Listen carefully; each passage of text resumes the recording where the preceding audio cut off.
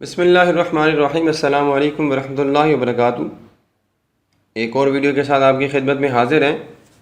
وہ میرے سامنے میز کی دوسری طرف بیٹھ کر بڑے اعتماد کے ساتھ بولی، جو عورت پچھلے 5 سال سے آپ کے ساتھ ہے اور جو آپ کے 2 بچوں کی ماں بھی ہے، اس میں اچانک ایسی کیا برائی، کیا خرابی، کیا کمی واقع ہوگی کہ آپ اس کی ساری محبتیں، ساری خدمتیں اور ساری قربانیاں بھلا کر میری طرف مائل ہو گئے؟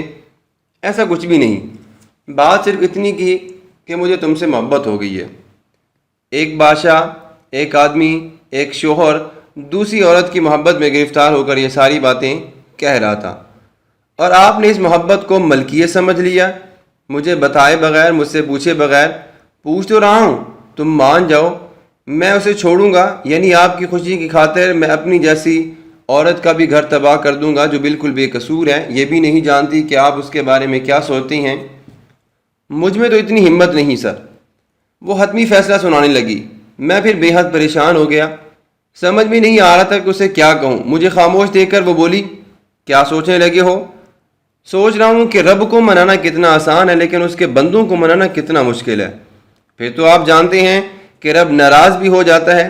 میں خاموش رہا تو میرے چہرے پر نظر جما کر بڑے سکون کے ساتھ وہ بولی، میرے رب کو وہ انسان سب سے زیادہ ناپسندیدہ ہیں جو میاں بیوی کے درمیان جدائی ڈالے یا ان کے بیچ نفرت پیدا کر کے ان کی علیحدگی کا سبب بنے۔ کیا آپ چاہتے ہیں کہ میں خدا کے ان ناپسندیدہ بندوں میں شامل ہو جاؤں؟ میں غور سے اسے دیکھنے لگا۔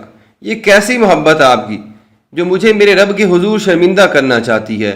میرے پاس اس کی کسی بات کا معقول جواب نہیں تھا، میں بس اسے حاصل کرنا چاہتا تھا، لیکن وہ تھی کہ کسی صورت میں راضی نہیں ہو رہی تھی۔